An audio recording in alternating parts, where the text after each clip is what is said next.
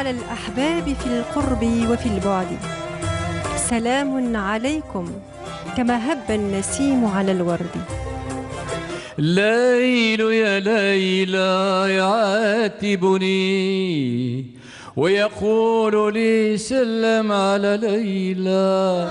حنينا حنينا يا حنينا يا يا قمر سلم على غيابنا. يبدو فيك تويف يرتحي الجاه فين مشى أخبرني راني نستنى رايبة مشى أدي سلامي الغسل الباب افطمان بنتنا عيان الدرقاء على عيني. عقل طار بلا جناحين سفر مشى وخذني.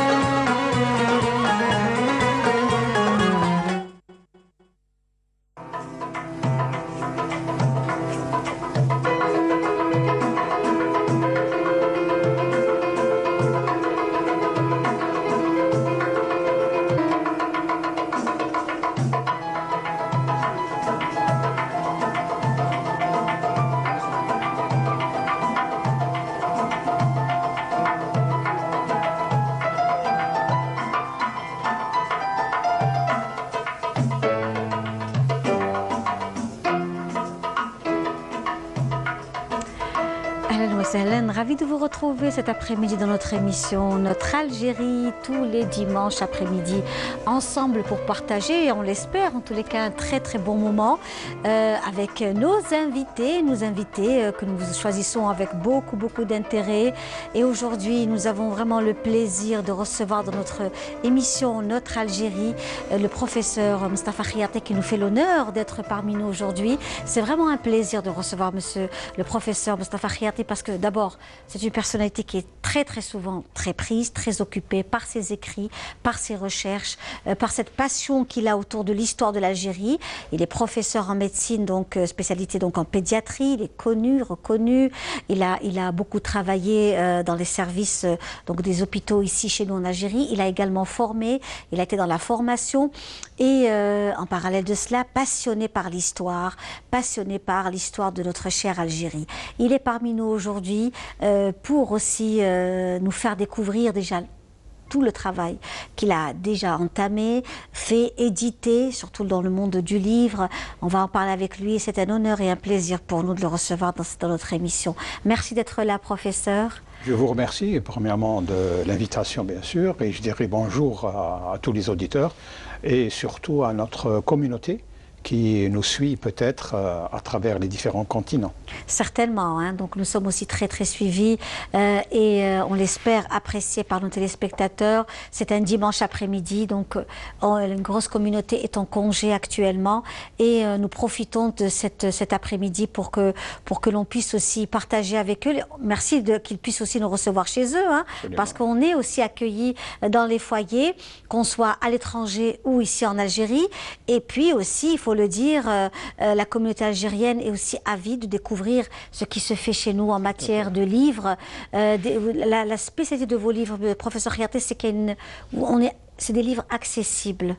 C'est-à-dire qu'on les lit, on les apprécie, vous donnez la chance à tout le monde pour apprendre en fait et découvrir l'histoire. Oui, absolument. Bon, c'est fait pour le grand public, donc forcément le style est très simple, relativement, c'est-à-dire accessible à tout le monde. Oui. Et il fait découvrir certains aspects qui sont peut-être pas connus ou moins connus, en tout cas, de notre histoire, à différentes étapes, bien sûr, de cette histoire-là, que ce soit notre histoire antique ou notre histoire médiévale ou même au temps des Ottomans, et surtout pendant la période coloniale, où il y a encore beaucoup de zones d'ombre, faute bien sûr d'archives et souvent d'informations sur le sujet, peut-être pas d'intérêt. C'est vrai que Au début, on a laissé ça uniquement aux historiens, mais l'expérience universelle montre que les historiens s'occupent et s'intéressent aux problèmes qui nécessitent une approche justement un peu particulière, basée sur des données, bien sûr, sur des archives, etc. Mais il est bon également de raconter l'histoire, même pour des profanes comme nous, sur certains aspects ou certains événements qui ont marqué et les générations qui, les ont vécus, mais également qui nous ont marqués, nous, qui sont venus après eux. Alors justement, professeur Riaplé, vous êtes aussi président de la Forem, oui. Hein, donc vous êtes très proche de l'enfant, du monde de l'enfant aussi, puisque vous êtes aussi pédiatre. Et la question qui nous vient aussi à l'esprit, c'est de savoir le pourquoi. Genre, vous êtes vraiment lancé dans le monde de l'écriture, on va dire, ces 15 dernières années, ou un peu plus. Oui, un peu plus. Hein, en fait, qu'est-ce qui a fait que vous vous êtes retrouvé dans ce monde de l'écriture? On vous croise, vous êtes un passionné de l'histoire du pays. Vous-même, vous avez vécu des moments assez particulier dans votre enfance, hein, et pendant la guerre de libération et l'après-indépendance. Donc vous êtes resté... C'est vrai qu'on a été marqué.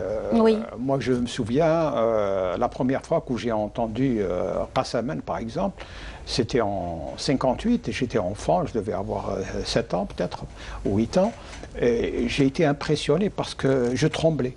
Oui. Tout simplement, c'était la première fois où j'entendais. J'avais l'impression que le TSF, c'était les anciens postes, oui. Il bougeait. Tellement l'hymne était fort. Oui, mais c'est des impressions psychologiques, je veux dire, avec le recul. Mais à l'époque, c'était déjà très saisissant, très marquant. Et nous avons, bien sûr, avec les yeux d'enfant, vécu une période très, très difficile du peuple algérien. Moi, avec ma famille, on est parti vers la frontière marocaine, donc on a été hébergés dans des camps de réfugiés. Et donc, on se souvient de ces moment-là d'une façon indélébile. La souffrance des gens, les gens qui ont tout abandonné pour sauver leur vie, leurs enfants, les difficultés, une scolarité hybride, qui n'était pas comme une scolarité normale, etc. L'indépendance, le retour, tous ces moments nous ont beaucoup marqués dans l'imaginaire d'un enfant, bien sûr. Par la suite, bien sûr, en lisant et relisant des choses, en fait, ce qui m'a amené à l'écriture, surtout à l'histoire, c'est un peu l'histoire de la médecine. D'abord, moi, je me souviens, j'ai été pour des cours d'anglais à Seattle, aux États-Unis, dans les années 90. Et j'étais en train de tourner dans la bibliothèque de l'université et j'ai été attiré par des caractères arabes de très loin. Et donc en m'approchant, je trouve donc un coin où c'était un coin d'histoire, où il y avait des livres d'histoire. Et puis je commence à feuilleter. J'étais tout à fait étonné dans un univers anglophone de trouver quelque chose en arabe. Et donc j'étais en train de lire, je vois des livres consacrés à la médecine en Tunisie, au Maroc, en Égypte, en Syrie, et rien sur l'Algérie. Donc j'ouvre celui de Tunisie. À la fin du livre, il cite 3 ou 4 noms. Il dit, je cite ces noms-là parce que j'ai l'impression qu'ils sont des Algériens. À toute fin utile, si jamais quelqu'un s'intéresse un jour à l'histoire de l'Algérie, il trouvera ça. Et donc c'est comme ça que je me suis dit, puisque c'est un vide, je vais le combler.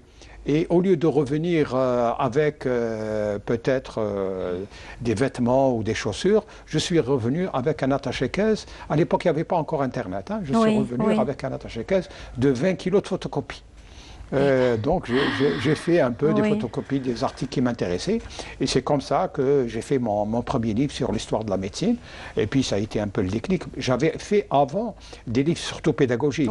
Donc la mission d'un universitaire, c'est d'abord transmettre le message, transmettre un peu le côté pédagogique des cours qu'il doit faire. Le premier livre que j'ai écrit, j'étais en pédiatrie, j'étais encore résident, je me suis occupé de la consultation de diabétologie chez Oui. l'enfant. Et c'est là où je me suis intéressé au sujet. Et donc j'ai fait mon premier livre, ça a été consacré à ces enfants-là que j'avais suivis Oui. durant 2 années.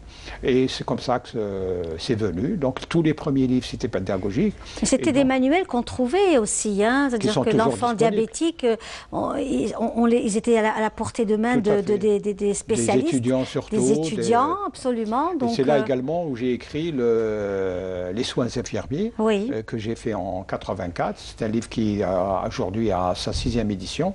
Et à l'OPU, on m'a dit que c'était le livre numéro 1 toujours dans les ventes parce qu'il est Oui. très demandé. Oui. C'est pas parce que c'est un livre exceptionnel, c'est tout simplement c'est parce qu'il Utile. n'y a pas, il est utile et il n'y a pas beaucoup de livres pour les paramédicaux. Et donc il est demandé parce que c'est un livre de base. Alors, vous êtes aussi passé, donc, vous avez aussi écrit autour de l'histoire, vous avez rendu hommage aux blouses blanches. Tout à fait. Oui. Et à toutes ces personnalités qui ont aussi contribué à la guerre de libération nationale. Et puis là, actuellement, vous sortez donc votre livre, il est sorti depuis déjà quelques temps, autour de la femme. Début juillet, 5 juillet. Voilà, c'est récent. Donc la femme à travers, depuis 2 mois, la femme algérienne. L'Algérienne à travers le temps, les civilisations, donc de l'époque romaine jusqu'à pratiquement aujourd'hui. Tout à fait. C'est ça. On peut dire que la femme algérienne était encore méconnue. Avec le livre, elle commence à être connue. Je ne dirais pas tout à fait connue, mais au moins, elle a le mérite aujourd'hui d'avoir un document qui reflète un peu les femmes qui ont fait l'histoire de l'Algérie. C'est une Vous lacune. trouvez qu'elles ne sont pas assez, qu'il n'y a pas assez de visibilité? Il n'y a pas de visibilité du tout parce que nous sommes restés pendant des années bercés par quelques femmes, toujours les mêmes, qui ont marqué notre histoire récente, surtout l'histoire coloniale, donc la lutte contre le colonialisme. Mais en fait, l'Algérie, en tant que pays, en tant que nation millénaire, on n'avait pas de données sur si, de temps en temps, on parlait de la Kahina, Oui. on parlait de Tinhinan, mais sans connaître la réalité de l'histoire. Mais bien qu'il existe d'autres personnages aussi importants, donc on n'en a pas parlé, j'ai essayé enfin de répondre à un vide qui existait et de dire ce n'est pas normal qu'en Algérie, on n'ait pas un document. En fait, l'histoire est très, très simple. J'ai été invité début 2019 à un colloque en Corée qui fêtait le centenaire de la lutte contre le colonialisme japonais. Et la lutte a démarré en Corée grâce à une jeune fille de 17 ans qui a lancé l'insurrection en quelque sorte de la Corée du Sud contre le Japon. Et donc ils ont fêté le centenaire autour de la femme et de la libération en quelque sorte. Ils m'ont demandé, donc il y a eu une quinzaine de pays qui étaient invités, et en Algérie, donc j'ai été invité pour parler de la femme et du combat du peuple en quelque sorte. Et c'est là où j'ai commencé à faire ma bibliographie et je me suis aperçu de l'indigence en quelque sorte de livres ou de données sur la femme. Donc j'ai participé à cette rencontre et à mon retour j'ai commencé à réellement à travailler. Donc j'ai cherché toutes les thèses, les mémoires qui ont été consacrées à la femme. Est-ce qu'il y a eu beaucoup de thèses consacrées à Très peu, l'histoire? il y a eu peut-être une vingtaine, je parle de consacrées aux femmes. Oui, oui, bien sûr. Une vingtaine à peu près, mais c'est déjà pas mal, parce que c'était des thèses méconnues. Oui. C'est un travail universitaire qui est resté à l'université. Il y a eu des articles, bien sûr, il y a eu des publications, il y a eu quelques livres également, assez partiels. Et puis, je me suis également informé de vive voix, donc en allant vers des gens pour un peu écouter certaines versions qu'on ne trouvait pas sur certaines personnes. Et là, j'ai essayé de faire un livre. Je ne dirais pas que c'est un livre très exhaustif, mais au moins il a le mérite de brosser un tableau global de la femme, parce qu'il cite quand même un peu plus de 400 noms, c'est déjà pas mal, alors qu'on avait affaire à une dizaine ou à une vingtaine de personnes. Aujourd'hui, on sait que notre histoire a été riche grâce aux femmes qui ont souvent été des anonymes, mais qui ont bouleversé le cours des événements. Alors, est-ce que c'est parce que l'homme a essayé de mettre de côté la présence féminine dans une période bien précise, peut-être que c'est aussi pour la protéger, ou parce que c'était aussi encore, ça restait encore une situation taboue à l'époque. Et je voulais vous poser la question surtout par rapport à la période romaine, médiévale. Comment vous avez aussi procédé à un travail de recherche? Comment que s'est fait ce travail de recherche? La même chose. D'abord, donc, il fallait revenir à certains auteurs. Par exemple, à la période médiévale, il a fallu relire Ibn Khaldoun. Oui. Parce que c'est une référence. Donc, Oui. toutes les femmes citées par Ibn Khaldoun, il a fallu un peu revoir. C'est d'ailleurs Ibn Khaldoun, c'est le seul historien qui a parlé de la kahina. Voilà, donc nous voyons justement la femme, avec, les femmes, oui. avec Donc, beaucoup de détails. oui. Et il a cité bien sûr d'autres qu'il a fallu un peu rechercher également, voir ce qu'elles ont fait par d'autres auteurs. Il y a eu d'autres auteurs bien sûr qui ont travaillé sur cette période-là, mais la référence reste Ibn Khaldoun. Ensuite, pour la période romaine, malheureusement, il n'y a eu que des auteurs français qui ont surtout été intéressés par les femmes chrétiennes ou les femmes berbères, mais qui étaient disons, romaines. Et donc, les femmes berbères réellement, elles ont été un peu mises à l'écart. C'est-à-dire que celles qui étaient un peu dans le donatisme. Voilà. Alors, dans cette période-là, en fait, on a deux grands personnages. On a eu les chrétiens plutôt catholiques, Oui. comme dans la série d'Augustin, oui. et c'est surtout sa maman Oui. qui est Monique. Oui. Et vous savez qu'il y a une ville américaine qui porte le nom de Santa Monica, Oui. qui est au nom de la mère d'Augustin. Et de l'autre côté, il y avait les donatistes qui étaient un peu qui réfutaient la Trinité, qui réfutaient certains aspects du catholicisme et qui ont été combattus par les pro-Augustins. Oui. Et parmi eux, il y a Roba.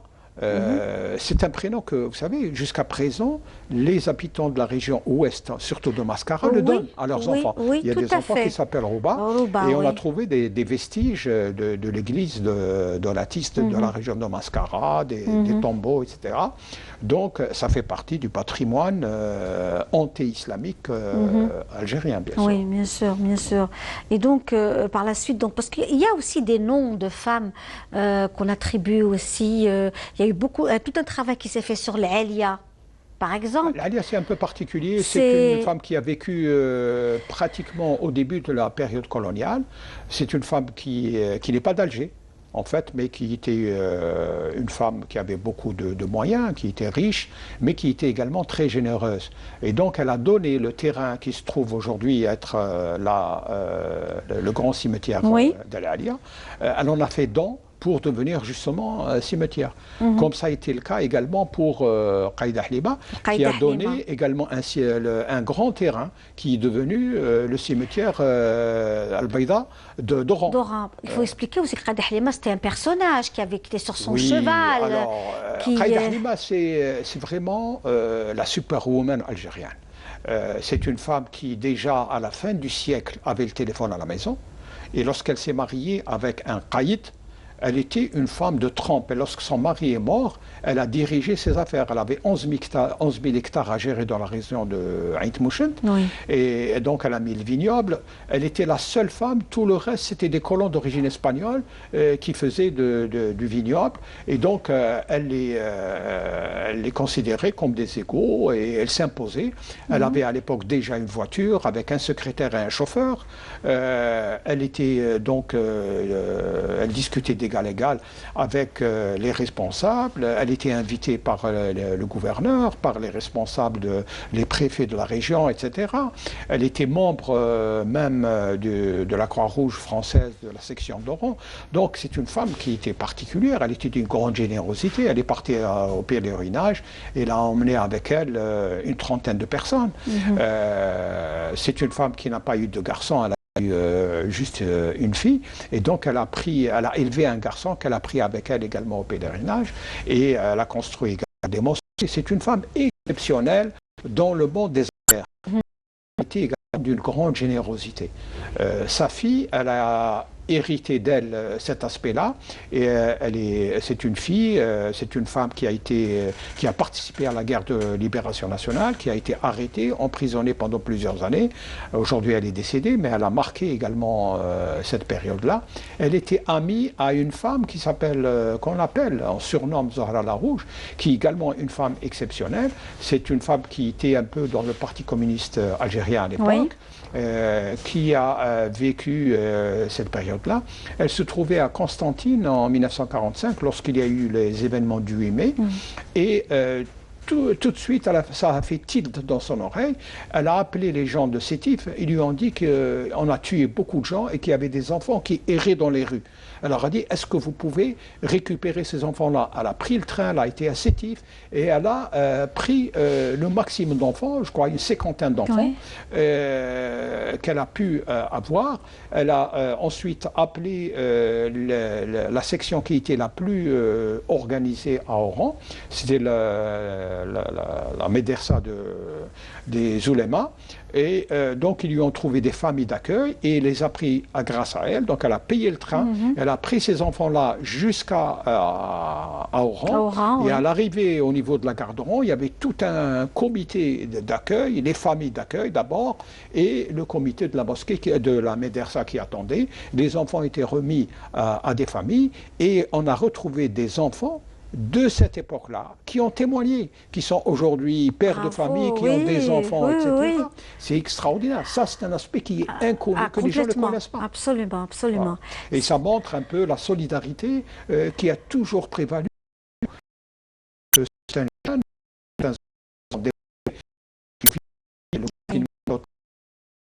on a retrouvé, par exemple, dans les inondations, dans le séisme de Boumerdès, c'est un peu partout. Sûr, chaque fois qu'il y a eu un problème en Algérie, tout de suite, il y a eu cet élan de solidarité extraordinaire de ce peuple-là, et qu'on retrouve dans notre histoire. Oui. Alors, dans tout ce que vous faites, la présence de l'enfant est importante chez vous, et on le ressent. Vous avez fait aussi un travail toujours lié à l'histoire et de ces camps. Donc, comment qu'on a délocalisé les populations pendant la guerre de libération nationale, comment que les personnes se sont retrouvées dans des espaces qu'ils ne connaissaient pas. Et après l'indépendance, leurs villages ont disparu. Et c'est des moments de tourment, de grosses douleurs psychologiques. Absolument. Vous avez vous-même traité par rapport à tout ça.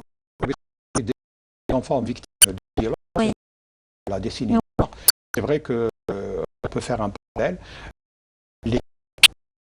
Une page noire de colonisation. C'est dommage, c'est un sujet qui a été mis de côté, personne n'a parlé. J'ai été étonné que sur le plan, pratiquement c'est le de groupe. Oui.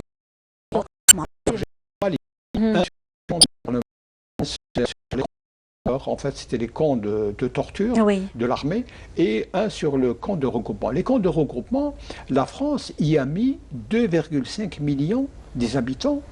C'est 50% de la population rurale qui ont été mis dans les camps. Donc, c'est des gens qui ont été délogés de leur village. Ils ont été regroupés, ils ont mis un sillage avec du barbelé et les ont laissés dans des conditions atroces. Selon l'ancien Premier ministre français, qui a été à l'époque, est venu en tant que stagiaire français, donc, et on lui a demandé de faire son rapport a fuité, et il a été publié en 1958.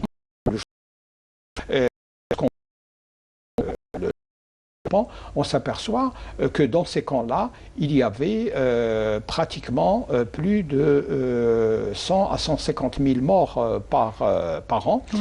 Durant la guerre de libération, c'est plus d'1 million de morts uniquement au niveau des camps. Et c'est terrible. Et c'est des morts dans l'anonymat. Il y avait dans ces camps-là plus d'1,5 million de femmes et il y avait également 1 million d'enfants. C'était atroce parce que des enfants mouraient de malnutrition parce qu'ils ne recevaient pas leur ration calorique quotidienne, et ils mouraient également de maladies parce qu'il n'y avait pas. Le médecin, lorsque le médecin existait, c'était des médecins militaires, ils passaient une fois par mois ou une fois tous les 2 mois lorsqu'il qu'il avait le temps pour s'en occuper. Donc tout le cinéma qu'on a fait autour des SAS, etc., ça c'était un peu pour, disons, occuper la galerie, pour dire que la France a essayé de faire quelque chose. Or, rien n'a été fait pour ces populations, malheureusement. En tous les cas, ce sont des sujets, ce sont des thèmes qui nous interpellent. Et quand on comprend beaucoup mieux notre histoire, on arrive à avancer et à être beaucoup plus éclairé, hein, donc notre esprit est beaucoup plus éclairé. Là, ce travail donc autour de la femme, hein, des femmes, et à travers les âges, à travers les civilisations, un livre que vous avez édité chez la NEP, à la NEP. Vous êtes aussi très prolifique en matière d'écriture pendant cette période de confinement. Comment a vécu le professeur Khiyati? Je pense que ça a été l'une des périodes où j'ai le plus écrit, puisqu'il y avait confinement, malgré le fait que je sortais souvent. Mais là, ça m'a permis d'écrire pas mal. Donc, il va y avoir 2 livres qui vont sortir, j'espère, avant la fin de l'année. Oui. Dont un qui est consacré à l'enfance à travers l'histoire. Oui. Après les femmes, ce sont les enfants. Oui. Donc après le livre sur les femmes, j'ai fait un livre. Quoique j'ai fait déjà un livre sur les enfants, c'est les enfants et la guerre. J'ai parlé surtout de la période coloniale. Mais là, je parle de l'enfance en général, comment elle a, en tant que concept, comment elle a été vécue de la préhistoire à aujourd'hui. Aussi bien dans le monde qu'en Algérie. Donc, l'enfant vis-à-vis des religions, les enfants vis-à-vis des civilisations, comment les Grecs se comportaient avec les enfants, les Romains, les musulmans, les chrétiens, les Juifs, etc. Et le monde moderne, comment il a pris conscience de l'enfance, parce que le concept de l'enfant, c'est un nouveau concept qui n'a commencé qu'avec le début du XXe siècle. Il faut savoir que les enfants, au XIXe siècle, au XVIIIe, étaient exploités dans le textile, dans les usines avec la révolution industrielle, et que, en partie, la révolution industrielle s'est faite sur la sueur et le sang des enfants, qui étaient utilisés dans les mines, etc. Aujourd'hui, on a renversé les choses. Ce sont les enfants des pays sous-développés qui travaillent pour le compte des multinationales, par exemple dans le textile également, dans beaucoup d'industries, de cuir, etc. Très bien. Alors on reste dans dans cette page aussi d'histoire, de patrimoine. Et aujourd'hui également, comme vous le savez, dans notre émission, amis téléspectateurs, on aime bien aussi faire des visites guidées. Vous êtes très nombreux à nous demander également revenir un peu sur la Kasbah, sur le Mahrousa, et notamment aller dans cette très belle villa du Cheikh Hadj Zoubir, qui est aussi organise aussi de très belles choses au sein de cette belle maison, liée aussi à notre patrimoine, et revenir aussi aux enfants de la Kasbah, qui aussi sont des enfants qui ont énormément souffert pendant la guerre de libération nationale. Absolument, tout à fait. Donc on apprécie ce reportage, hein, et on se retrouve juste après. C'est à la Basse Kasbah que nous nous rendons à la découverte d'un joyau architectural. Un petit palais qui se cache juste derrière cette porte de Dar al-Mahrousa, la maison de maître. La propriété de celui qui est considéré comme une référence mémorielle de la Kasbah. Hadj Zoubir, qui a eu l'amabilité de nous ouvrir la porte de sa somptueuse demeure. C'est une maison de maître, oui. Mais le maître, il n'était pas bien riche. Donc, il n'était pas bien riche, sinon il aurait Hadj Zoubir n'a peut-être pas recouvert sa maison entièrement de marbre, mais il lui a été d'un grand secours. Classée en zone rouge, cette maison risquait de s'effondrer à tout moment. Mais cet homme remarquable a décidé d'agir et d'entamer les travaux de rénovation avec ses propres fonds. D'une superficie d'environ 200 mètres carrés, cette bâtisse a été rénovée dans les règles de l'art et dans le moindre détail.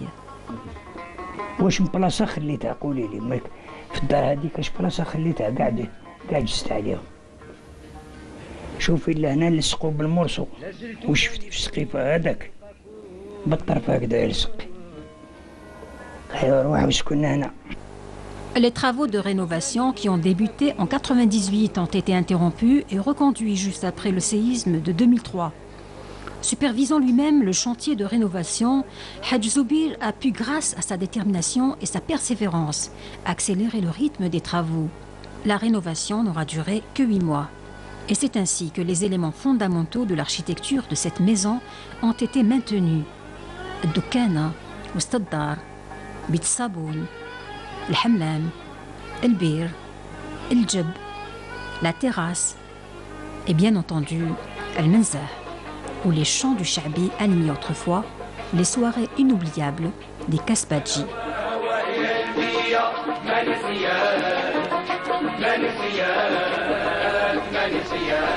En voyant le résultat de cette importante rénovation, l'on se dit qu'elle a forcément coûté une vraie fortune. Mais qu'en est-il réellement?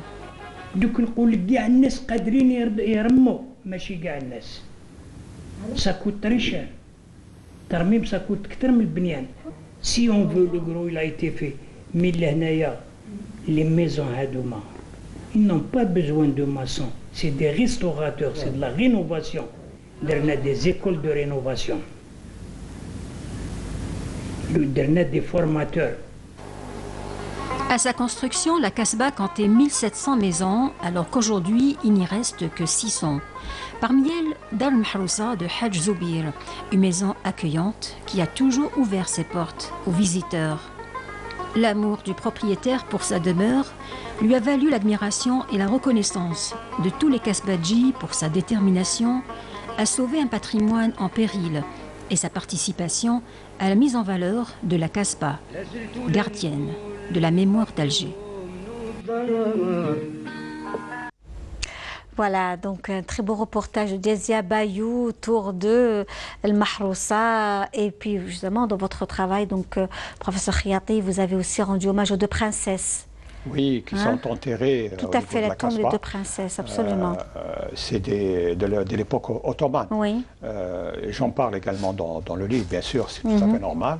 Il faut dire que la Kasbah ou la ville d'Alger est très riche de cette époque-là, puisqu'on retrouve les personnes qui avaient beaucoup d'argent investissaient leur argent dans le waqf. Et donc il y avait de très belles mosquées et de très beaux mausolées également. Oui. L'une des plus belles mosquées d'Algérie, qui était la mosquée Seyida, se trouvait à l'emplacement actuel de la place des Martyrs. D'ailleurs, lorsqu'on a fait les travaux pour le métro, on a retrouvé le soubassement et même l'école coranique qui existait dans le sous-sol. Et c'était l'une des plus belles. D'ailleurs, même les auteurs coloniaux le reconnaissent. Elle a été détruite pour justement dégager l'espace, pour permettre aux militaires d'intervenir, etc. C'est quand même dommage. Et il y a eu également beaucoup de mausolées de noms de femmes qui ont été détruits. Alors que les femmes ont investi dans ce côté-là, parce que c'est une époque un peu particulière où les femmes qui étaient les plus aisées investissaient justement dans tout ce qui est charité. Oui. Et donc on a retrouvé les noms de ces personnes-là. Et c'est particulier à cette période justement. En tous les cas, vraiment, c'était un plaisir de vous avoir reçu, professeur Khiati. On parlait également vous êtes président de la Forem, cette fondation aussi qui œuvre énormément au profit donc de l'enfant. Absolument. La protection de l'enfant, un nombre important de rencontres, de séminaires, d'activités faites également par le biais de votre fondation, avec également le travail fait par les maisons d'édition donc Barzakh, qui aussi travaillent énormément autour de cela, de la solidarité, du partage. Et c'est ce que on va retrouver cela dans quelques instants avec nos invités. C'est quelque chose de fabuleux qui vous attend, mes téléspectateurs, parce que tout est basé sur la solidarité, le partage et également le sens de l'environnement et de la protection de l'environnement. L'écologie. L'écologie. Tout ce qui est vert. Absolument. Voilà. Écoutez, j'espère que vous allez venir nous revoir, rendre visite. En tout cas, merci beaucoup. Merci pour vos gâteaux. Eh bien, écoutez, sont magnifiques. Vous allez en prendre avant de partir et ça nous fait plaisir de vous recevoir. Nous savons que votre temps est très, très précieux. C'était vraiment un honneur pour nous de vous avoir reçu, professeur Khiati. Tout le plaisir a été pour moi. Merci de m'avoir permis de m'adresser directement à notre communauté. Merci beaucoup et on va vous offrir une très belle chanson du regretté Amr Zahi. Oh, magnifique. Voilà. Et avec toutes ces bonnes choses sur le plateau, ce sont aussi de belles initiatives. C'est comme ça que nous aimons notre chère Algérie, dans le partage et la convivialité.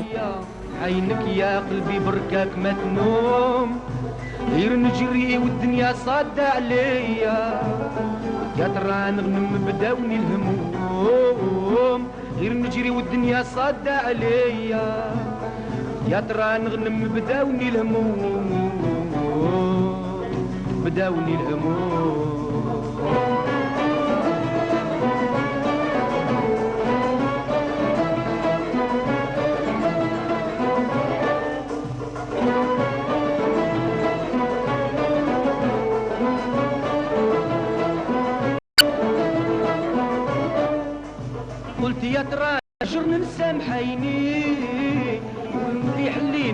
زاد لي غيار اللي نبغي زاد لي غيار طار عقلي وخلى الهوى دايني نار زادت القلبي نار على الجمار القلبي نار على الجمار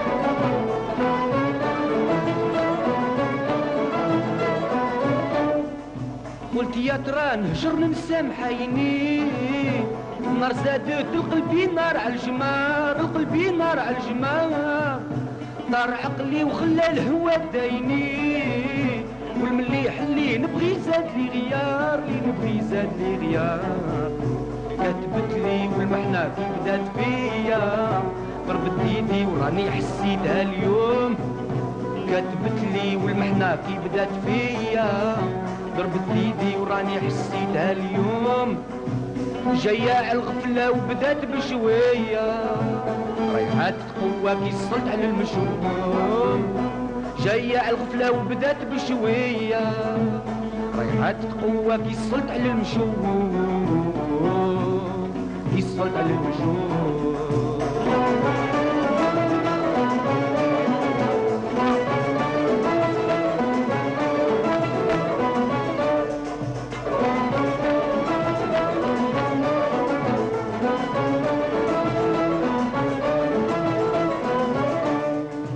من كيوس الهوى نشوات جاوني والمنام حرم لي كي سقاتني المرار كي سقاتني المرار عند روحي هادو علوم بداوني عند غيري صبحت مدل في الخبار صبحت مدل في الخبار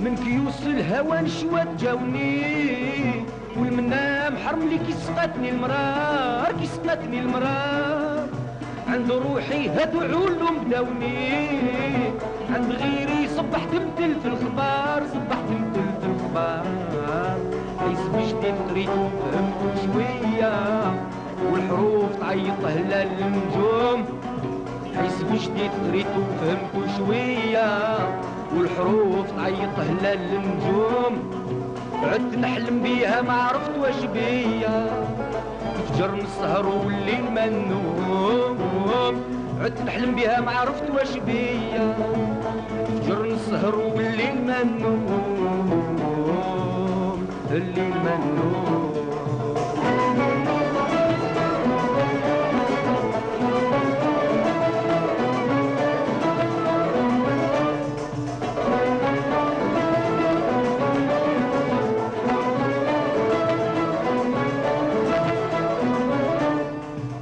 عاشق عنده هيفة تعذبوه والوردة فيها شوكة مسامية فيها شوكة مسامية والرايس عنده مركب راكبوه والقلوع رهيفة ورياح قوية ورياح قوية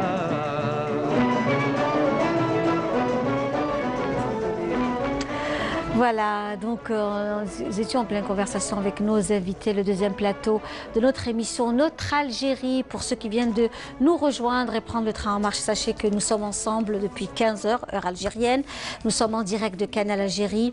En ce dimanche après-midi, vous êtes aussi très nombreux à suivre nos programmes, les programmes de Canal Algérie et notamment notre émission Notre Algérie, qui est une émission un véritable donc panel de personnalités qui viennent et qui défilent chez nous, où il est question de patrimoine, de tradition, de coutumes, de ces Algériens qui vivent d'ici et d'ailleurs, et aussi de très beaux modèles, de très beaux exemples liés aussi à notre patrimoine. Alors nous avons le plaisir de recevoir parmi nous donc notre cher Imen Hadjadj. Bonjour. Comment allez-vous? Très bien, merci. Ravie d'être parmi vous. Eh bien, écoutez, ça nous fait vraiment chaud au cœur de vous recevoir, Imen Hadjadj. Hajjaj.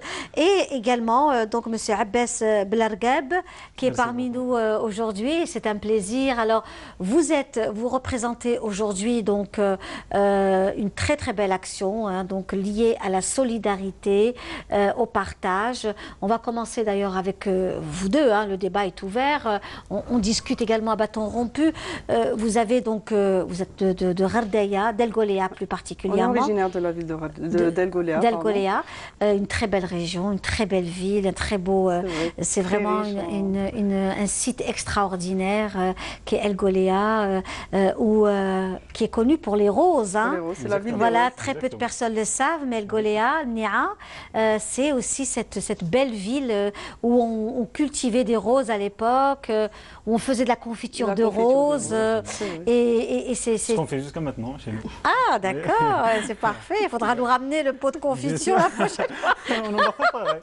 Il faudra vraiment ne pas oublier.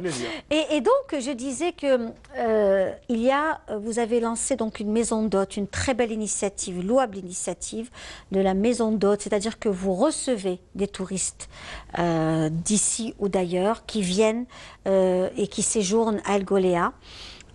Et par la suite, cet argent recueilli donc, va directement à 100% au profit d'une association caritative, et profit des malades. Et des enfants démunis. Bravo. Et toutes les personnes démunies de la région. Mais il faut savoir que la maison d'hôtes, c'est une des activités de notre organisation. Oui. Elle va s'articuler autour de l'association de la bibliothèque.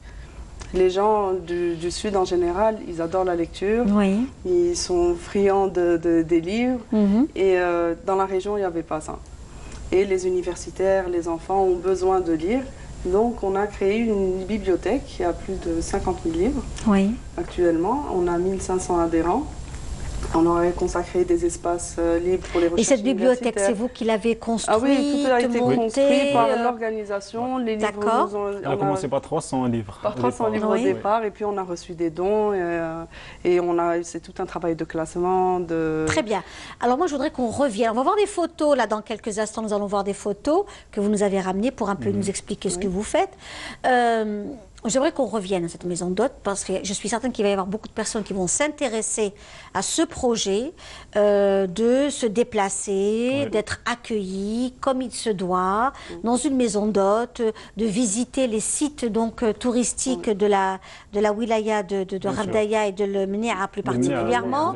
Donc les gens vont payer, ils vont donc être installés dans cette maison d'hôtes et l'intérêt principal de votre action, ce n'est pas uniquement de recevoir des touristes, mais ce qui vous intéresse, c'est cet espace solidarité où vous allez recueillir les sous et les donner donc aux nécessiteux. Notre principal, cette activité-là, c'est pour promouvoir le tourisme solidaire. Oui. Les gens peuvent venir passer du bon temps dans le sud algérien, découvrir, essayer d'être dépaysés. De véritables touristes. Mais en même temps, ils font une très bonne action en aidant des personnes dans le besoin de la région. Oui.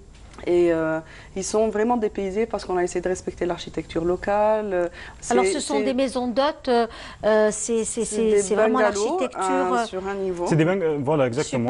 Il y a tout ce qu'il faut. Il y a tout le confort moderne, mais avec alors nous voyons, magnifique. Oh là là, c'est super joli. Hein, oui. Et on essaie de travailler vraiment avec des artisans locaux, d'encourager tous les gens qui peuvent, nous aider. Et aussi, on propose des plats qui sont produits localement. C'est des plats du terroir, vraiment.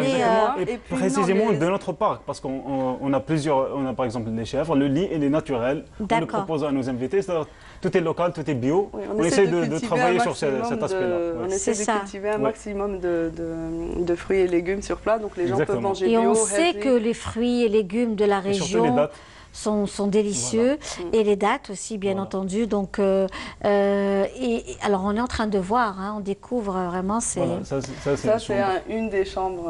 Et le style, il est toujours traditionnel, il est toujours dans l'architecture locale de la ville d'El Golea. Très bien. Et l'avantage, c'est qu'on a un parc de loisirs et animalier.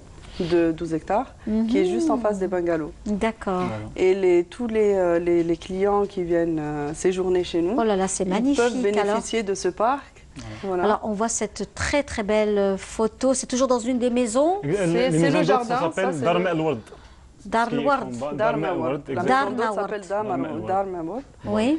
En référence à la ville d'El Golia, puisque c'est la ville des roses. Et on essaie justement de cultiver cette idée-là et de travailler sur les roses. Waouh, quelle belle chambre, magnifique. Voilà, c'est vraiment très beau. On propose aussi pas mal d'activités pour nos différents clients qui viennent y séjourner. Juste en face, on a un lac artificiel.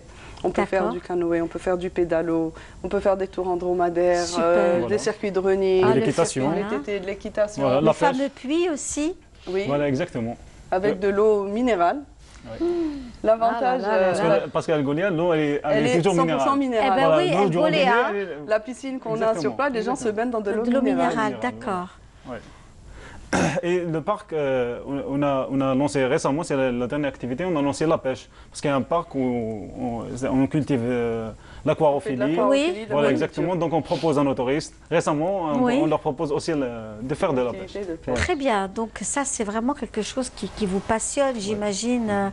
Alors voilà, on revient encore à la photo de l'accueil, du salon. Enfin, c'est toujours les maisons. Ça, c'est un espace extérieur qui est commun à tous les clients qui viennent y séjourner. On a un espace wifi, c'est réel confort, mais et puis on s'adapte en fonction. On se sent comme dans une famille, une petite famille quand on séjourne là-bas et on s'adapte aux besoins de tous nos clients. Et alors, pas de problème. Vous parlez des dates justement. Les dates justement, on a fait 2 ans. Oui. Comme je vous ai dit, on vit que de dons. On a besoin de s'autofinancer. Oui. On fait de la vente de dates bio de type Rars. Elle a une période en fait très courte qui dure 2 mois. Donc il faut aller très vite parce que c'est très mielleux. Oui, tout à fait. Et donc on fait la vente de ces dates-là. Superbe, hein, là, la photo aussi, c'est le restaurant. C'est le restaurant traditionnel avec donc le tissage. J'imagine que c'est fait par des artisans d'El Golia, de Mnia. Oui, et puis toutes les personnes aussi qui travaillent dans notre centre. Oui. C'est pas des personnes au hasard, c'est des personnes qui sont vraiment dans le besoin, des personnes qu'on veut aider. On reste toujours dans le côté solidaire, dans le côté aide, dans le côté magnifique, tolérance. Hein, là, en voyant, tout est vraiment local. On a très envie d'y aller, hein, vraiment, et j'espère que... Voilà, on l'espère après cette crise sanitaire, j'espère qu'elle s'envolera le plus tôt possible et que l'on puisse aussi voyager dans notre cher pays et faire des émissions aussi sur place. Tels que venir chez vous, par exemple. Il y a beaucoup de choses à découvrir à El Golia. Je n'en doute pas, je n'en doute pas. Il y a une église, il y a le Qasr al-Qadim, il y a le lac d'El Golia. À part notre lac artificiel qui est au niveau du parc, il y a beaucoup de choses à découvrir. C'est ce qu'on propose à nos touristes. Non, c'est formidable. Et puis, comme a dit Mme Iman, c'est le tourisme solidaire. Les gens séjournent, en même temps, on est dans des orphelins, on est dans des malades, on est dans des familles. Tout à fait. Nous voyons aussi des plats traditionnels que vous proposez également à vos touristes, donc à vos clients également, qui eux-mêmes... mais je pense que on a très peu eu des informations sur cette initiative, cette belle initiative que vous avez lancée. Les gens connaissent très peu la ville d'El Golia. Ils connaissent Ghardaya, qui est une grande ville. Oui. Nous, on se situe à 270 km après Ghardaya. Oui. Et on y travaille justement pour pouvoir promouvoir cette maison d'hôtes et attirer un maximum de personnes qui passeront un bon moment. Voilà. On est très actifs dans la communication. On a un site web où les gens peuvent réserver pour voir notre activité, notre actualité. Bien sûr. On est présent aussi sur les réseaux sociaux, exactement, sur Instagram, Facebook, où les gens peuvent nous contacter, peuvent avoir nos informations. D'accord. Et là, vraiment, en tout cas, vous êtes très à l'aise. Hein. Je vous une petite parenthèse. Vous qui aviez un trac fou. C'est grâce à vous. Vous qui avez un trac fou, je vous félicite. Vous êtes au top. C'est grâce à vous. Je tenais à le dire parce que franchement, c'est très bien. Merci. Alors là, vraiment, c'est un coin paradisiaque, magnifique. C'est le coucher du soleil. Le coucher du soleil. Exactement, magnifique. Et puis, si vous venez au printemps, Vous verrez la multitude de couleurs. Oh mon Dieu, et puis toutes ces plantes aromatiques, j'imagine. Et on a beaucoup de gens qui viennent nous aider. Par exemple, il y a des photographes qui viennent, qui prennent des photos pour nous. Il y a aussi Monsieur Chekib qui est venu pour faire la classification de la bibliothèque, parce qu'il faut des gens qui est venu pour faire la classification, parce qu'il faut des gens qui ont un minimum de Et nous voyons aussi que vous avez des touristes, vous avez aussi ça c'est des excursions, des excursions algériens qui viennent, qui nous font confiance et qui viennent visiter, ils en sortent agréablement surpris. Et cette maison d'hôtes, elle peut recevoir combien de personnes? On a une capacité de 25 personnes. D'accord. On a été jusqu'à 30 personnes pour s'il y a des team building, pour des grands événements comme comme c'est beau, ça c'est une vue. C'est un des monuments.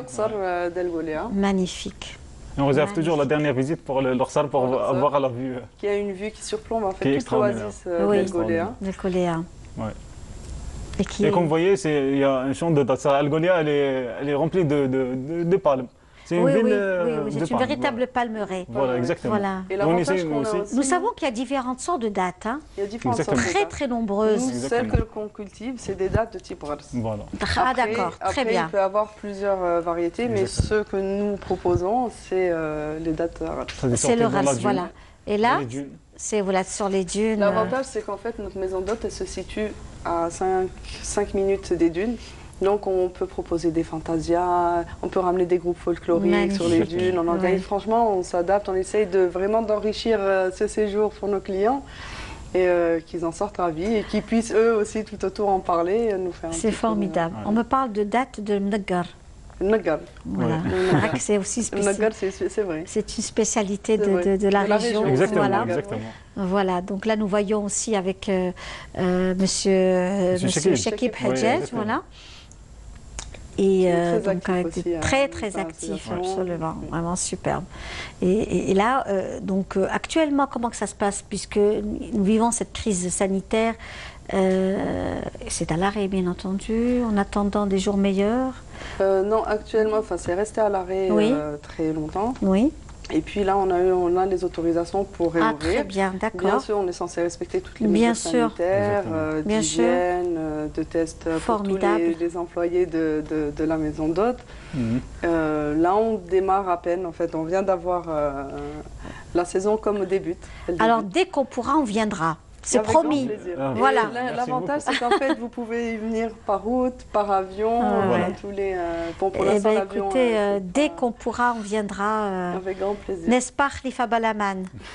Hein? Donc. Il y a aussi l'activité de parrainage d'orphelins qui est l'activité centrale du centre. Oui. Et aussi, pendant la période du Covid, il y a beaucoup de gens qui n'ont pas eu la possibilité de continuer à parrainer. Très bien. Et du coup, pardon, nous voyons aussi l'église du Père de Foucault. Oui, d'accord, très bien. Oui. Du coup, on essaie on fait un appel aux gens pour parrainer des orphelins, c'est-à-dire des parents ou des marraines, pour parrainer des orphelins et des familles aussi à Al Gholéa. Oui. Mais en parallèle, en fait, pour pouvoir contrer tous ces problèmes-là, on fait pas mal d'actions. Oui. Exactement. Des collectes dont on fait justement la vente, on fait on a des médecins bénévoles qui se déplacent régulièrement pour des opérations. Là, depuis 2008, on a opéré plus de 2600 personnes. Oui.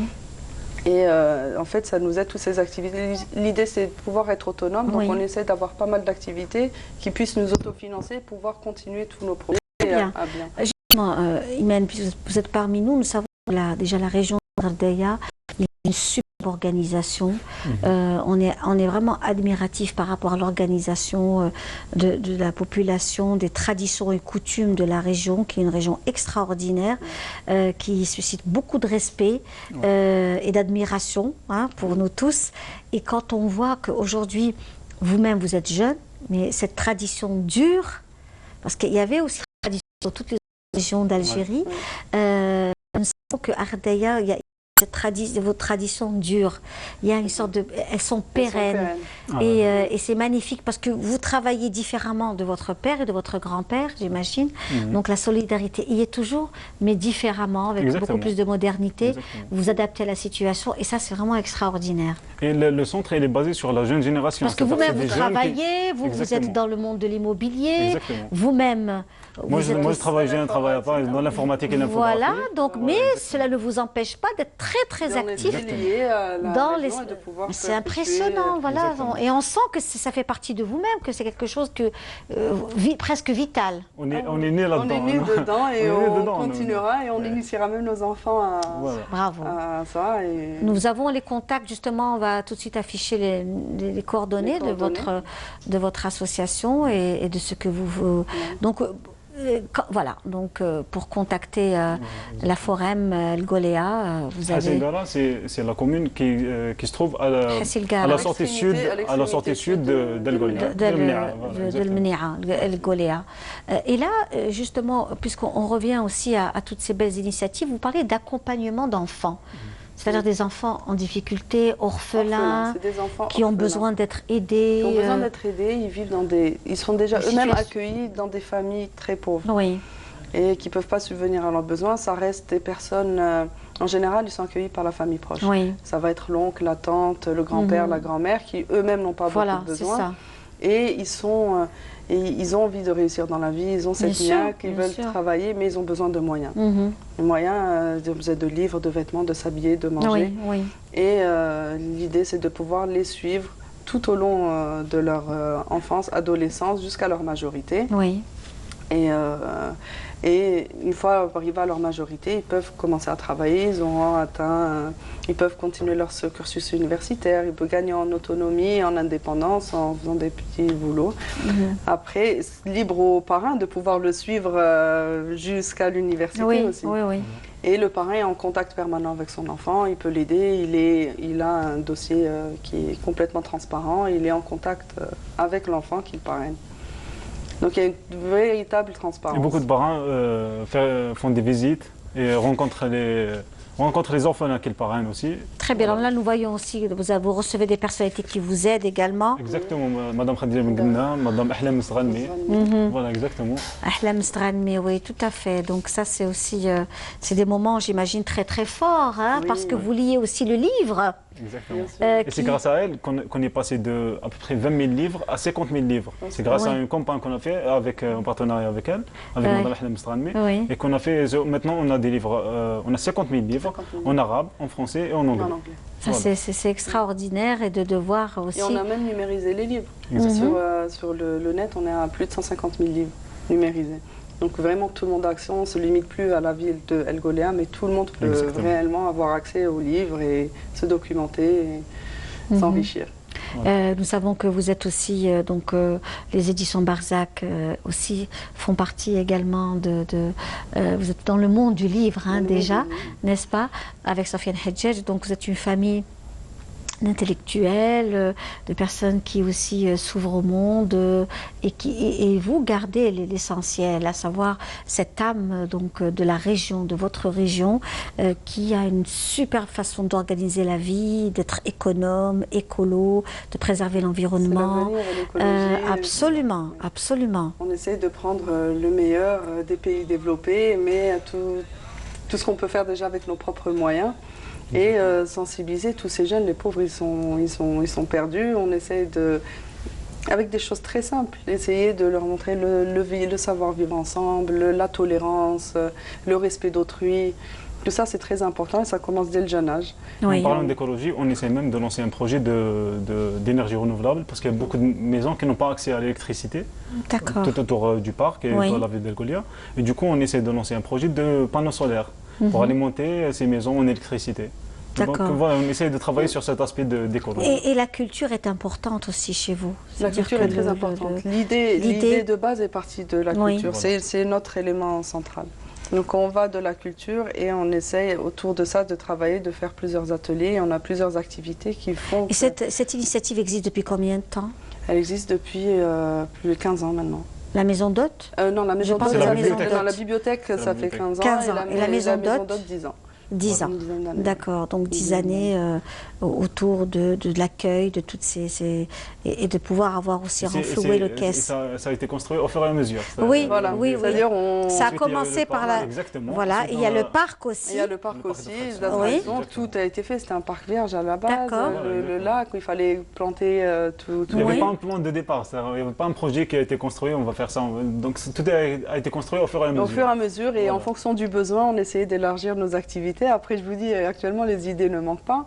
Et on essaie justement de pouvoir trouver des activités qui nous autofinancent pour pouvoir réaliser la multitude d'idées qu'on peut avoir. Bravo, vraiment, c'est formidable.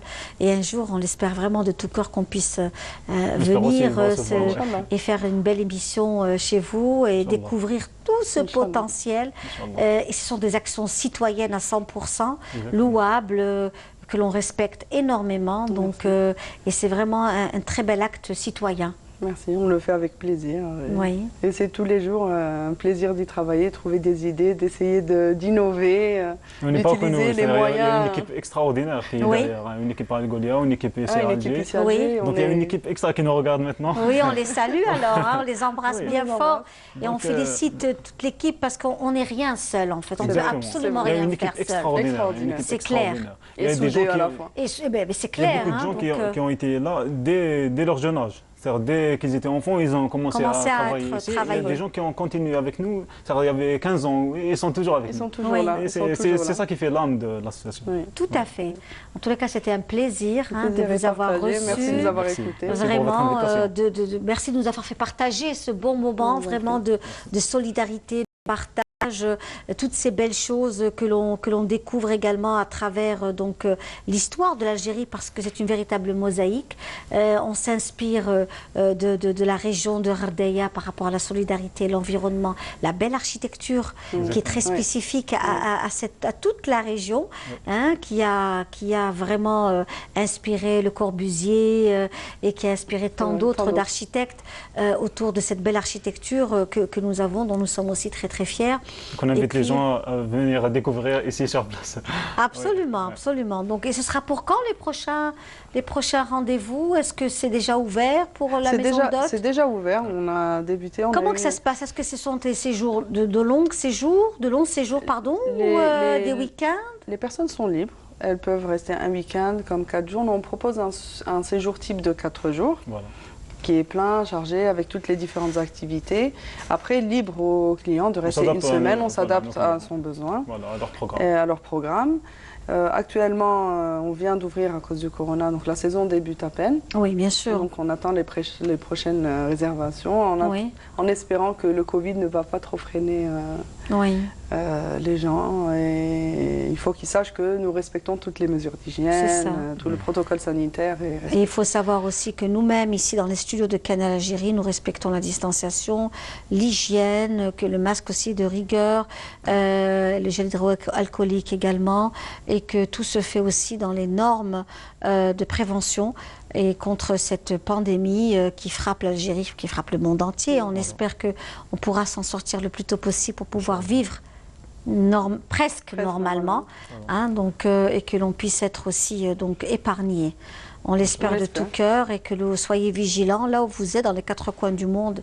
Et si vous êtes en Algérie également, il faut vraiment faire très très attention. Ne pensons surtout pas que c'est parti, que la pandémie s'en est allée, mais que nous avons encore des cas et que nous restons très très très très prudents quant à cela. Vraiment, très prudents.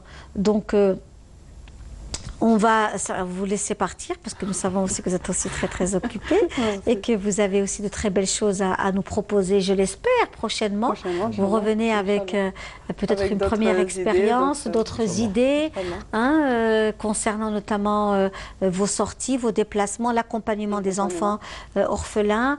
C'est aussi important. Vous disiez qu'il y avait, avant de vous laisser partir, vous disiez aussi qu'il y avait des familles. Maintenant, oui, on parraine aussi des familles, monsieur. Il n'y a pas que des enfants qui sont dans le besoin, il y a des familles aussi qui sont dans le besoin. Et des familles malades, tout ça, on voit des cas multiples et divers et qui sont vraiment dans le besoin et ne pas les pénaliser en en essayant d'encourager les gens à les aider aussi. On a mené aussi quelques actions pendant la période du Covid. Oui. Voilà, pour amener des denrées alimentaires aux familles qui sont, on a distribué pas mal dans de la nécessité. Absolument, Voilà, absolument, absolument. Très bien.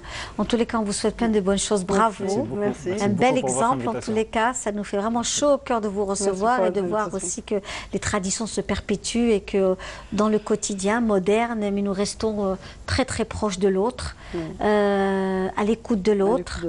Et tendre la main dans cette vie aujourd'hui qui est très moderne, trépidante et où tout va très très vite. C'est pas toujours facile. En tous les cas, bravo, c'est un modèle. Merci beaucoup. On va justement pour vous et pour tous nos amis téléspectateurs, une visite guidée avec la visite d'Algérie de notre chère collègue Naïma qu'on va découvrir là à l'instant. On va aller à Gherdaya, justement. Merci beaucoup et à bientôt. Merci beaucoup pour votre invitation. Merci. Au cœur d'une contrée aride, les tribus zénètes semi-nomades, les Benimzab, ont graduellement créé des petits villages qui, au cours des siècles, se sont unis pour former des qsour. La conversion de la population à l'ibadisme à partir du XIe siècle a permis aux Benimzab une transformation réussie d'un ensemble de tribus semi-nomades en véritables villes. Il s'agit de la pentapole traditionnelle composée des 5 premiers qsour, Al-Atf, Bounoura, Gherdaya, Bni Yesken et Mlika. À cet ensemble s'ajoutent à partir du XIVe siècle 2 centres importants éloignés de qsour d'origine, Grara et Beryen. Cette région, dont le style unique en son genre, fascine encore les architectes contemporains, est aujourd'hui l'un des sites algériens classés au patrimoine mondial de l'UNESCO. Fascinante et sereine, la cité-forteresse de Bni Yesken, Ezgen en mozabite, est un joyau architectural édifié en 1347 par la communauté mozabite. En déambulant à travers les dédales d'Ursal, on a la sensation d'être interpellé par des fragments de l'histoire médiévale. Bâti en amphithéâtre, sur le flanc d'une colline, l'Ursal est doté d'une structure atypique qui témoigne de l'ingéniosité de ses bâtisseurs. Les habitations s'organisent autour de la mosquée qui domine le paysage. La mosquée est en effet un parfait exemple de l'architecture mozabite qui se distingue par la simplicité et la gestion rationnelle de l'espace. Des puits surplombés de palmiers font partie du décor de Bni Yesken. Ici aussi dans la ville, les gens ils ont creusé des puits. À peu près, on va à 25 mètres de profondeur, on arrive même jusqu'à 40 à 45 mètres de profondeur. Avant, lorsqu'ils creusent un puits, qu'ils y font un palmier à côté. Ça, c'est des côtés économiques. Alors, lorsqu'ils prennent de l'eau, le gaspille dans la terre, il irrigue le palmier. Et lorsque le palmier produit des dattes, donc il y a le comité de mosquée, c'est lui qui vend ces dattes-là, surtout pour enrichir la caisse de l'Waqf de l'Habous, surtout exemple la restauration du puits, refaire exemple la poulie du puits. Le point culminant de la cité est la tour de Gué Boulila, érigée sur le côté ouest du Qsar. C'est l'un des éléments les plus importants du système défensif de la cité.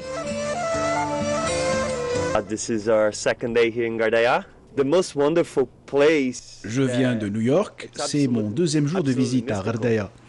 Bni Yesken est mystique et particulière avec ses ruelles étroites et sa place du marché. On a pu faire un voyage à travers le temps et l'histoire. Je pense que tout le monde devrait visiter cette région, en particulier pour découvrir la beauté de ces cités-forteresses.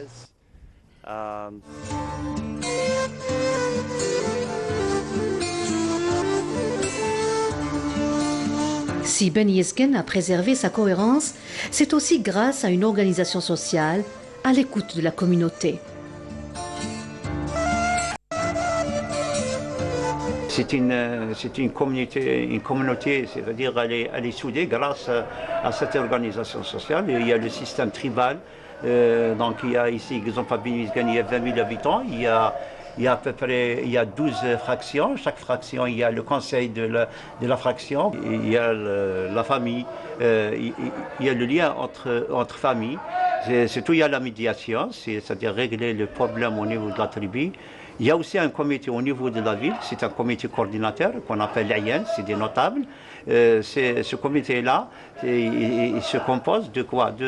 Des représentants de fractions et aussi des masses associatives, exemple les associations culturelles, les associations sociales, les associations des jeunes, même les jeunes, ils sont inclus aussi. Et voilà, donc après cette belle destination Algérie, cette émission de notre cher collègue Hicham Daou, on a été à Bni Yezgen découvrir aussi les remparts, les mystérieuses ruelles de cette belle ville qui est Bni Yezgen avec son histoire, sa grande porte, tout ce qui fait partie de cette très très belle ville que nous apprécions, qui reste très mystérieuse au cœur de tous les Algériens et très belle entretenue avec une hygiène, propreté, de rigueur. Tout cela vraiment suscite l'admiration de nous tous hein, et on salue tous nos amis de Bni Yezgen qui nous suivent cet après-midi. Alors on reste dans ce monde hein, du voyage, des déplacements, etc. Mais cette fois-ci avec notre amie Zola Djenan qui est parmi nous. Bonjour Zola. Bonjour Linda. Merci d'être parmi nous, c'est un plaisir. Merci à toi. Alors on vous a ramené du Durdura. Oui. Hein vous êtes venu à l'instant du Durdura avec vos bagages. Vous êtes passionné par l'escalade et l'alpinisme, c'est ça? Oui. Vous êtes donc championne d'Algérie. Oui. Bravo. Ouais.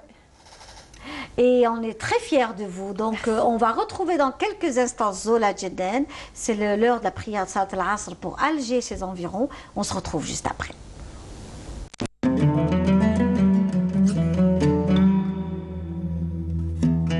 بسم الله الرحمن الرحيم إن الصلاة كانت على المؤمنين كتابا موقوتا صدق الله العظيم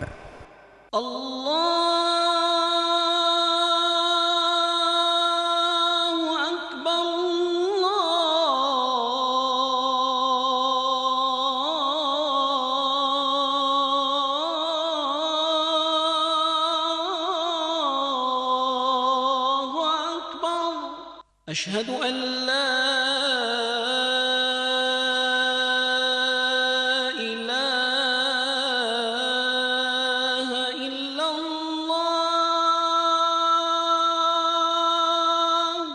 أشهد أن لا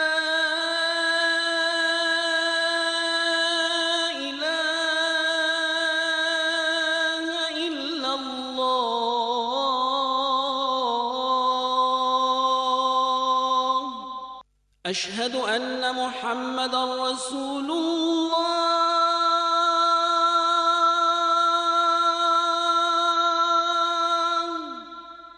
أشهد أن محمدًا رسول الله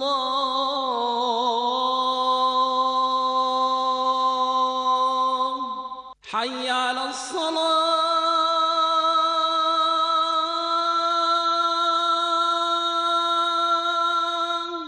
حي على الصلاة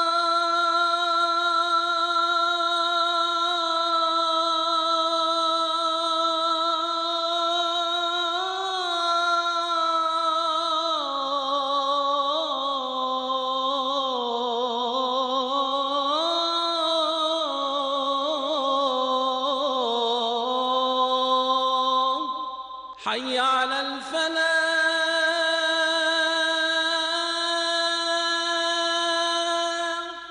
حي على الفلاح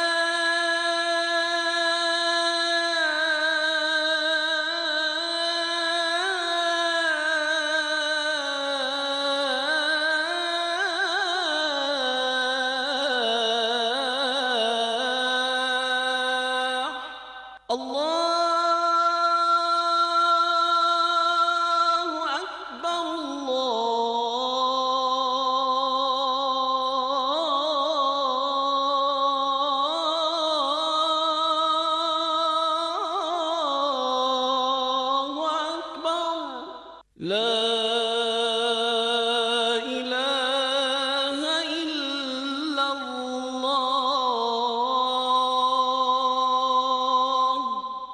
اللهم رب هذه الدعوة التامة والصلاة القائمة آت محمدا الوسيلة والفضيلة والدرجة الرفيعة وابعثه اللهم مقاما محمودا الذي وعدته.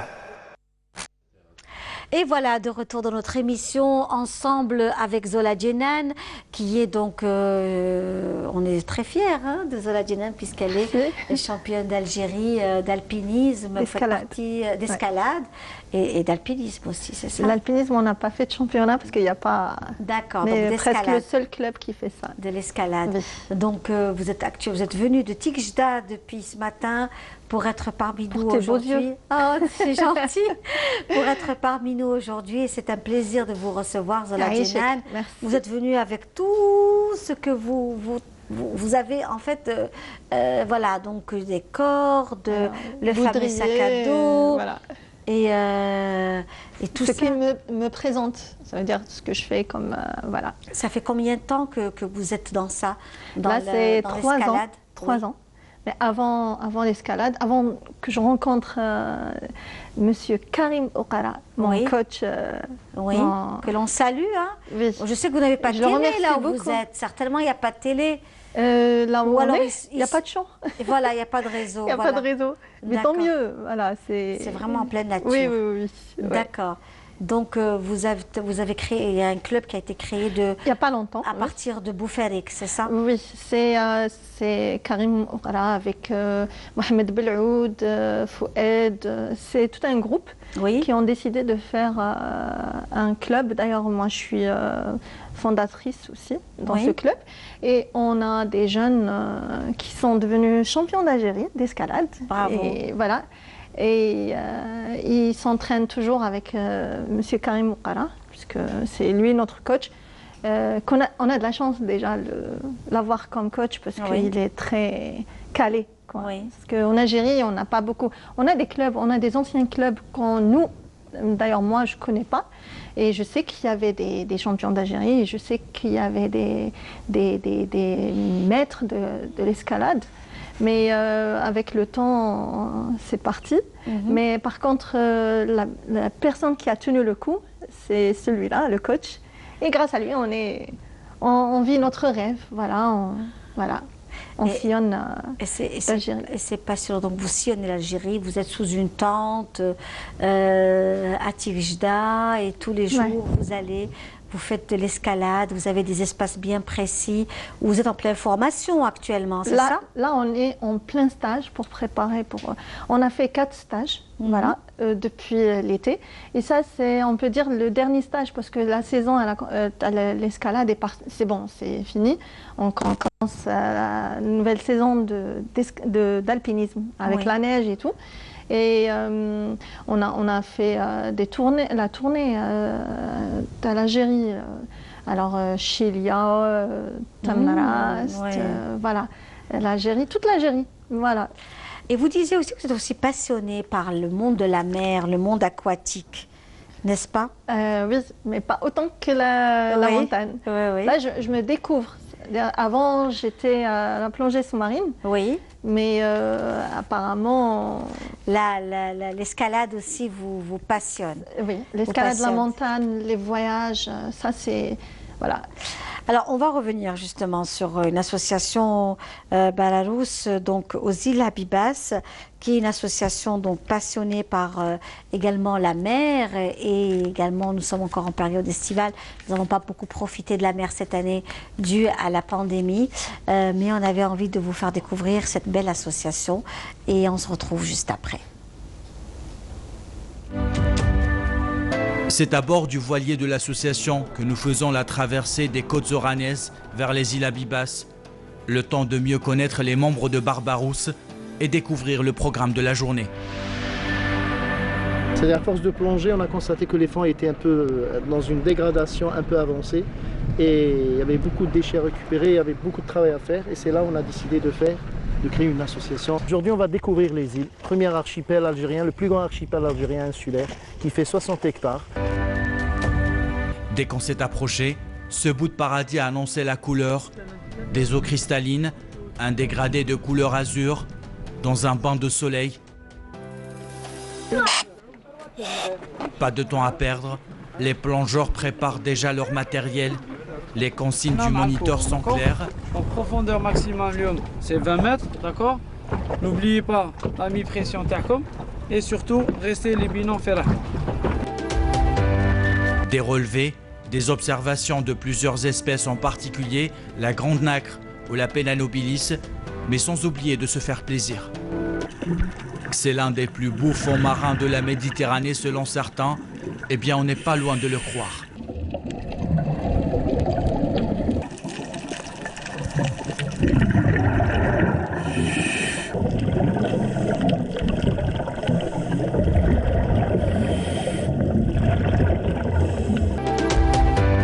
Impossible de visiter les îles sans passer par son phare, l'endroit idéal pour les amateurs d'ornithologie. Ici, le goéland règne en maître, mais aussi le faucon d'Éléonore. L'observer, le photographier, le répertorier est devenu une passion pour Sofiane, ce chirurgien dentiste devenu ornithologue amateur. Tu arrives à les voir? Le faucon d'Éléonore, en tout cas, on a la plus grande colonie du littoral algérien. On va parler du littoral algérien. Donc, c'est des faucons qui sont migrateurs. Donc, ils sont là en été, ils arrivent la fin avril et ils sont là jusqu'à octobre, voire novembre. Et ils repartent, ils traversent toute l'Afrique jusqu'à Madagascar. Donc, ils passent l'hiver à Madagascar et ils reviennent pour la reproduction ici en Méditerranée. Faire vivre cette association de passionnés et de bénévoles nécessite des moyens. Après avoir fait une grande carrière dans l'industrie du parfum à travers le monde, Faisal, l'enfant prodige de Bousfer, revient dans sa ville natale, Oran, pour retrouver les parfums de son enfance et aider à préserver le patrimoine marin de ces îles. J'essaye d'apporter tout ce que je peux faire dans le sens où c'est un devoir pour moi. C'est vraiment un devoir parce que je suis natif d'un village côtier, j'aime la mer, je suis un passionné de tout ce que fait l'association. Nous restons sur notre faim car il en faut plus d'une journée pour apprécier la beauté et la douceur de ces îles. Avant de mettre les voiles, les membres de l'association installent cette plaque géante pour rappeler aux visiteurs l'importance de respecter cet écosystème fragile des îles, ce bout de paradis. Magnifique reportage de Kamel Swig, notre collègue que l'on salue aujourd'hui, où nous avons découvert une partie des îles Abibas et c'était vraiment très beau. Hein. Magnifique. Magnifique. Ouais, on a envie d'être là-bas belle plongée, découvrir aussi les profondeurs de la mer et toute cette belle beauté qu'on a pu découvrir, ces belles choses à travers donc la profondeur de la Méditerranée, notamment cette belle nature qu'on doit respecter aussi. Oui, heureusement qu'il y a des bénévoles qui essayent de... Ça c'est important, donc le citoyen joue un rôle très très important. La conscience. Parce que c'est notre espace, on a besoin d'être bien dans une nature propre. Absolument. Ouais, il faut faire attention, il faut faire un effort quand même pour l'esprit. Il faut imaginer un endroit propre. Voilà, il faut imaginer qu'on peut aller dans un endroit là où on peut trouver tout ce qu'on veut, mais il faut respecter quand même l'environnement. Voilà, c'est tout ce qui nous reste. On n'a rien, on a appris depuis 6 mois. Pendant cette pandémie, on a compris que on a besoin de sortir, il faut respecter quand même l'environnement. Alors, Zola Djenan, vous êtes à Tigijda actuellement depuis combien de temps?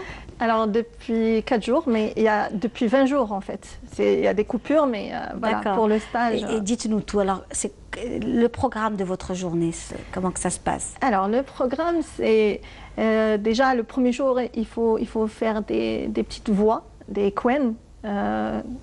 Comment dire? Quand on dit on va en montagne, on dit on va faire une course en montagne. Oui. C'est pas la course. c'est aller en montagne. On prépare déjà ça. Les coulisses, c'est préparer les repas d'une semaine avec les vêtements chauds et vêtements spéciaux pour le climat, parce qu'il ne faut pas oublier le baudrier, la polaire, le coupe-vent. Ça, c'est respecter la montagne. Pour être en sécurité, il faut la respecter. C'est qu'il faut être bien équipé. Et ultra light. Ça veut dire pas trop de poids. Voilà. Et y compris les cordes et le baudrier avec les dégaines, avec tout ce qu'il faut pour notre sécurité. Et voilà, pour toute la semaine. Voilà. Et après, le matin, quand on se réveille, il faut préparer déjà le petit-déj, il faut bien manger. Et pas manger n'importe quoi aussi. Il faut manger des protéines et tout pour tenir la journée. Il faut boire beaucoup d'eau. Et on prépare, on check le matériel avant de démarrer l'approche pour aller à la paroi, à la roche. Et on choisit la montagne là où on doit grimper pour s'entraîner. Voilà, comme... Très bien, très très bien. Donc c'est toute une organisation finalement. Vous êtes combien dans ce club? Dans ce club, on est une vingtaine de personnes avec nos élèves. Et le coach, il compte encore ramener d'autres jeunes et surtout des filles. Voilà, pour l'instant, on n'a pas beaucoup de filles. On est 2, 3, voilà, maximum. Mais on veut plus de filles pour varier aussi. C'est bien de faire un club mixte. Comme ça, ça va apaiser un peu les tensions entre les garçons et les filles. C'est une culture aussi. Oui, tout à fait, pour qu'il y ait une ambiance de mixité en fait. Surtout, Une ambiance de mixité. Très bien, donc on va revenir à vous dans quelques instants. Mais on reste toujours dans cette ambiance notamment généreuse de la mer, de la Méditerranée, puisque ce sont les derniers, peut-être le dernier mois où on peut profiter de la plage, mais pas de la mer. La mer, c'est toute l'année. On peut y aller, on peut visiter, on peut marcher, on peut faire de la marche au bord de l'eau. C'est toujours un plaisir. Et on reste avec un autre reportage, cette fois-ci de Lamia Boudbouda, qui revient donc, qui rend hommage à un certain Dadi, qui est un ancien maître nageur, passionné également par les plaisirs de la mer et de la natation. On suit cela ensemble et on se retrouve juste après.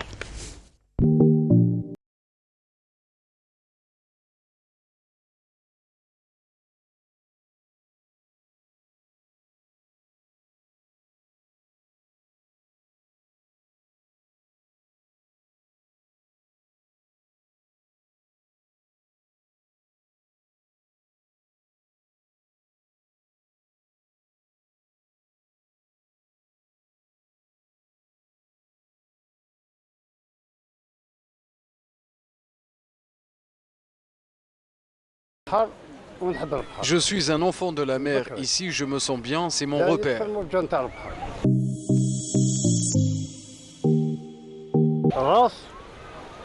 La tête, le torse et les bras doivent être synchro pour réussir un plongeon.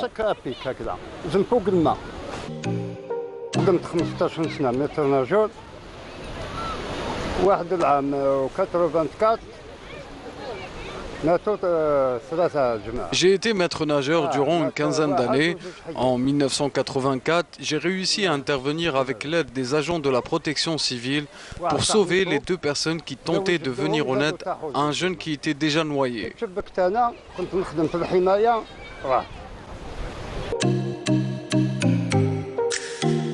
La relève est assurée avec une nouvelle génération férue de plongeons.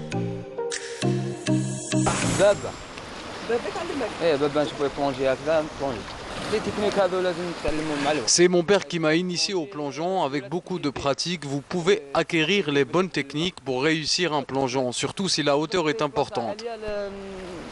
Il y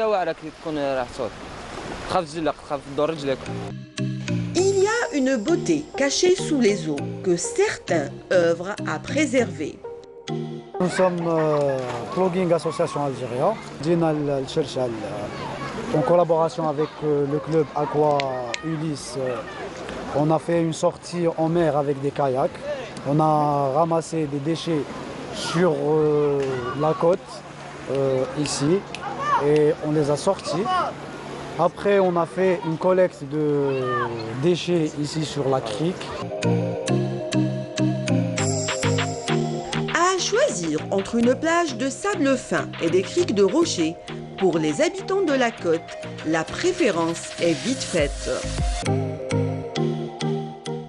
Voilà, quoique les rochers, les plongeons sont très très dangereux, il faut faire très attention et c'est pas du tout la meilleure méthode aussi pour pouvoir également apprécier la mer parce que les rochers restent et les plongeons restent très très très dangereux.